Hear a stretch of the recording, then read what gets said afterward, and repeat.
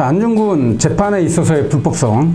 그 두 번째는 당시에 관동도덕부의 법원에서 직권으로 변호사를 선임해 버렸다는 겁니다. 안중근에 의해서 이또 사망 사건이 이뤄진 뒤에 이 안중근에 대한 변호사들은 무료 변호로 자진해서 자기가 변호를 맡겠다라고 나섰던 변호사들은 이미 6명이 있습니다. 그 6명이 국적이 또 다 다릅니다. 구체적으로 보면 당시에 안중근을 변호하겠다고 나섰던 이 변호사들은 러시아인이 2명이고 영국인이 1명 있었습니다. 스페인인 변호사도 1명 있었고 한국인 변호사 2명, 그리고 일본 본토에 있던 또 변호사가 1명 있었습니다. 그래서 모두 6명이죠.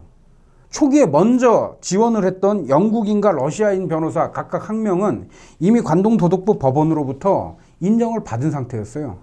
그런데 어느 날이란 이 관동도덕부의 법원장이었던 이 시라이시 우지토라고 하는 당시 관동도덕부 고등법원장이 본국으로 소환돼서 약 1달간 출장을 갔다 온 뒤에 기존에 이미 선임이 되었던 변호사까지 몽땅 다 거부를 합니다. 인정을 하지 않고 안중근에 대한 변호사를 이 법원에서 직권으로 선임을 합니다.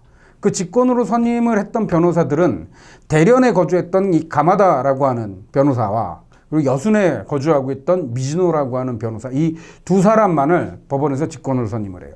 자, 이렇게 직권으로 변호사를 선임하는 거에 대해서 당시에 일본 정부와 관동도덕부 법원에서는 그 근거로 제시했던 게 뭐냐면 일본의 법령, 일본의 칙령 제253호입니다.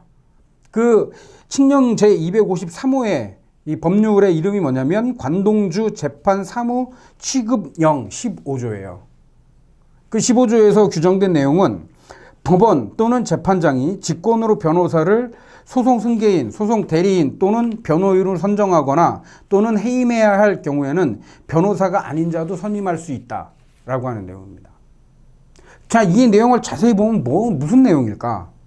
보통 우리가 변호사를 선임해야 되죠. 근데 기본적으로는 변호사를 우리가 일반적으로 선임할 때는 돈이 들어가죠. 변호사에 대한 선임료를 지불해야 되죠. 근데 일반적인 사람들 중에 그게 안 되는 사람들이 많습니다. 경제적인 문제로 인해서. 그럴 경우에 그럼 재판을 하는데 변호사 없이 재판을 할 수 있는가?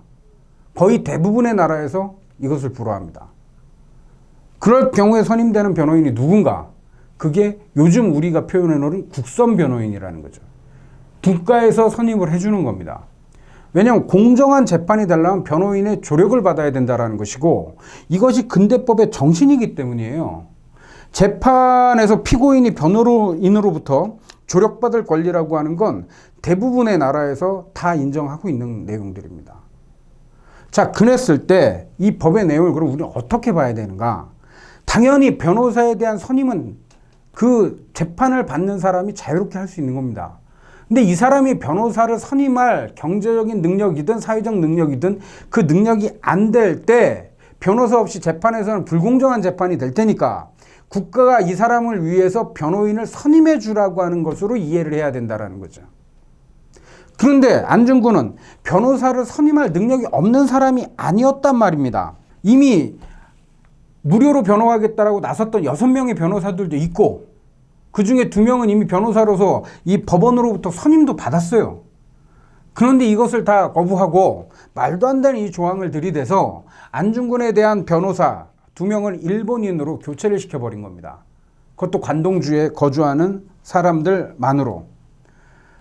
자, 그러면 이것이 과연 안중근을 위한 처리였는가? 아니란 얘기죠. 그럼 실제로 재판 과정에서 이들은 어떤 역할을 했을까? 6차례의 공판 과정에서 이 변호사들이 변론을 제기했던 것은 5차 공판 때 한 번밖에 없어요. 근데 거기에서도 이들은 뭐라고 얘기했을까라고 한다면 가마다나 미즈노나 다 어쨌든 안중근의 변호인입니다. 그래서 이들이 검사 측과 대립해서 제기했던 내용은 안중근에게 한국 법률을 적용해야 되는 거 아닌가? 내지는 적용하는 법률을 다시 한번 검토해 봐야 된다라고 하는 정도에 불과합니다. 그래서 한국의 연구자 중에 제대로 공부하지 않은 사람은 이 변호사들이 굉장히 양심적인 변호사라고 얘기하는 연구자도 있어요. 근데 실제 재판 내용을 잘 들여다보면 이들이 과연 안중근의 의견을 들었을까요? 안중근을 제대로 변호했을까요? 전혀 그렇지 않습니다.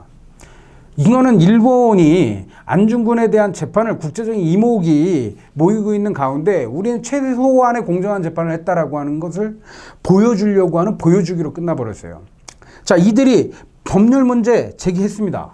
근데 여기에 대해서 일본의 검사는 한국의 외교권이 일본에게 있기 때문에 국외에서 한국인의 법률적 지위는 일본인과 동일하다라고 거기에 대해서 반론을 내요. 그럼 제대로 된 변호사라면 거기에 대해서 다시 한번 반론을 펴야 되겠죠. 근데 그런 반론은 없습니다. 그냥 그것으로 끝났어요. 그럼 애초에 왜 안중근에게 한국 법률을 적용해야 된다라고 하는 의견을 냈을까? 이 당시 신문이요. 한국 신문이든 일본 신문이든 만주에서 나오고 있던 신문이든 대부분의 신문에서 거론했던 게 과연 안중근에게 어떤 법률을 적용해야 되는가라고 하는 것으로 끊임없이 그게 나오고 있었습니다. 왜냐하면 굉장히 복잡한 지역에서 이 사건이 벌어졌기 때문에. 그런 상황에서 변호사라고 하는 인물이 적용 법률에 대해서 한마디도 안 한다라고 하는 건 있을 수가 없는 일이에요. 일단 제기는 해놓고 검사가 반박을 하니까 그대로 수긍을 하는 겁니다. 그 뒤에 이들이 번호로 했던 내용은 뭘까? 안중근은 처음부터 뭐라고 얘기했냐면 자기는 정치범이라고 얘기를 했어요. 그럼 러시아 시심재판소에서도 마찬가지였습니다. 자, 기본적으로 망명자는 본국으로 송환하지 않는다라고 하는 건 그때나 지금이나 국제적 관례예요. 근데 러시아가 이걸 어기고 안중근을 일본에 인계를 해버린 거죠. 자기들의 정치적인 문제 때문에. 자, 여기 재판받는 과정에서도 안중근은 변호사에게든 누구에게든 끊임없이 얘기를 했습니다. 이 또 개인에게는 원한이 없다. 나는 정치적인 문제로 한국의 의병 중장으로서 이또를 사살했다라고 하는 얘기를 해요. 그냥 전투 중에 잡혀온 거니까 전쟁 포로로 대우해달라고 하는 주장을 법원에서도 계속적으로 주장을 합니다. 그런데 이들 변호사들이 그렇다면 변호사의 역할은 그 재판을 받는 사람의 의견을 받아들여 최소한 이 사람이 왜 권익을 위해서 변호를 해야 되는 것이죠. 근데 이 두 변호사들은 전혀 그 내용을 받아들이지 않습니다. 이들이 법정에서 안중근의 변호랍시고 했던 변론의 주요 내용은 뭐냐면 당시 일본의 검사 그리고 법원이 얘기했던 것과 동일한 내용이에요. 안중근이 이또를 오해해서 이또를 사살한 거니까 이 사건에 대해서 관대한 처벌을 바란다라는 겁니다. 때로는 안중근이 음해해서 내지는 정확한 사정을 몰라서 그래서 한국의 근대화의 은인이었던 이또를 오해했기 때문에 살해한 거니까 관대한 처벌을 바란다라는 거예요. 근데 이것은 구라치가 안중근 의거에 대한 처리 방침으로 내놨던 사건을 단순화시키고 파장을 축소시켜서 해결한다라는 그 방침이고 이 일본의 검사들이 재판에 안중근을 재판정에 보내기 전에 사전 조사 과정에서 끊임없이 안중근에게 요구했던 내용입니다. 이또를 오해해서 죽였다라고 사살했다라고 하는 그 한마디만 하면 무죄로 석방해 주겠다라고 했었어요.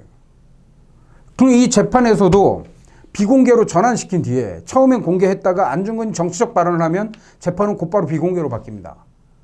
그리고 그때의 마지막 공판, 6차 공판에서도 이 관동도덕부 법원의 판사들은 마지막으로 또 얘기해요. 스스로의 입으로 이또를 오해해서 사살했다라고 하는 그 한마디 하면 여기서 무죄로 선고해 주겠다라고 얘기를 합니다. 그러니까 일본이 원하는 내용과 동일한 내용으로 변론을 하고 있다는 거죠. 이들이 어떻게 안중근을 위한 변호인이라고 얘기할 수 있겠습니까? 이건 그냥 짜여진 각본에 의해서 치러진 재판이라는 겁니다. 그럼 안중근이 사형이 됐죠. 사형일이 1910년 3월 26일입니다. 근데 그 이후의 신문까지 우리가 잘 살펴보면 1910년 3월 29일에 안중근이 사형으로 사망한 뒤 약 3일 뒤죠. 이 시라시 그 고등법원장의 주최로 당시에 안중근 재판에 참여했던 검사들, 재판관들 그리고 이 가마다 미즈노 변호사들까지 연회를 즐깁니다. 자, 그걸 보면 더더욱이 그 연회는 뭐겠습니까? 자기들의 각본대로 안중근을 사형시켰다라고 하는 것을 자기들 스스로가 축하하는 잔치가 아니었을까요? 그래서 그야말로 짜여진 각본대로 이 재판이 진행됐다라고 하는 의심을 하지 않을 수 없다라는 겁니다. 그래서 기본적인 변호사로부터 조력받을 권리까지 안중근은 거부당한 채 불편하고 불공정한 재판을 받아서 사형이 됐다라고 하는 겁니다.